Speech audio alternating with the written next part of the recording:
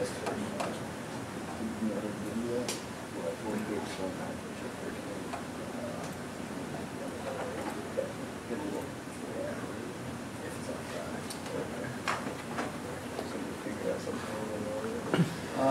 are Group 6. We're doing the Smart Power Project. I'm Jake Frank, this is Michael Higgins, and this is Lon Flynn. So basically, our outline here is we're going to give you a problem statement or the general motivation for a project, some of the system highlights, some of the challenges and pitfalls of doing a project such as ours, give you some results and summary of technology, and we'll do a conclusion and have some questions at the end. So for our background, blackouts are a big problem. So blackouts when you have a complete loss of power. It's kind of unavoidable in certain circumstances. Someone could run into a utility pole and down some power lines. There could be a storm. There could be any number of possibilities. And so you need systems that are creates a situation where you can need a system to have backup power. So the main problem that our system is trying to solve is that electricity is now a very important part of society. So if you have devices that require electricity to work and they're very important, you need some sort of way of ensuring that they have power at all times. So in our particular case, we're trying to focus mostly on medical equipment and things of that nature that are absolutely critical that need to have power.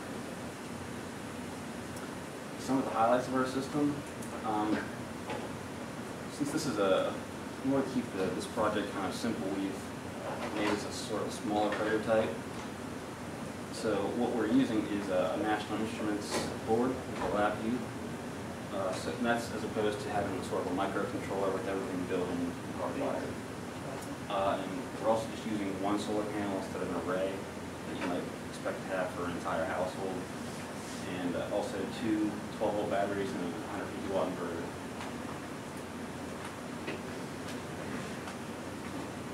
All right, one of the first things I'm going to talk about is the solar panel.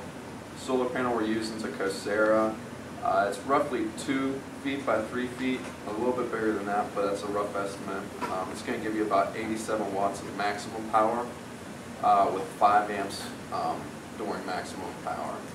The thing is we actually measure it during a short circuit and open circuit test. The open circuit nets us about 21 volts, or the short circuit's giving us about anywhere from 5 to 8 amps depending on the time of the day.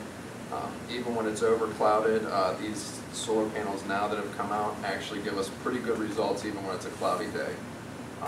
So that's what we're looking at with the solar panel.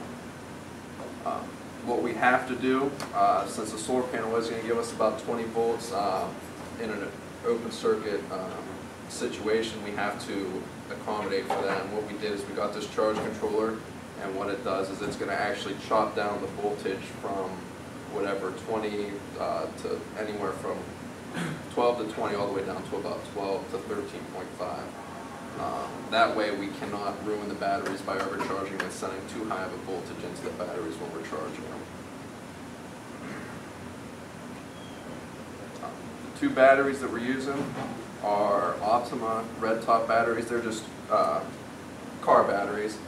They operate from anywhere from 11.5 to 13 volts, and they take about 6 to 12 hours to recharge when they're fully depleted. The goal of this system, though, is to never fully deplete them. It's whenever they get to about 11.5 or a little bit, just about to 11.5 range, to stop the use on the one battery and go to the next one. But basically, they will last. Each battery will last for about 50 amp hours, so we can run about 50 amp hours on each one before having to switch it off. From there, we're going to go into an inverter. Basically, this is just taking the DC signal anywhere from 10.5 volts to 16.5, which is well above both ranges of our batteries, and it's going to give us an output signal of 120 volts AC, plus or minus 3%. The measurements we've taken already are giving us roughly 120 volts constant, so the one we got is pretty efficient. This is pretty much the data acquisition device we're using. It's a National Instruments PCR 6040E. It basically, we're taking 6 analog measurements with taking the current coming out of solar panel, the current coming out of the batteries, the utility AC voltage, the inverter's AC voltage, because we can't run utility and inverter at the same time, so there has to be a switch off to when the utility is no longer working, that we turn on our system.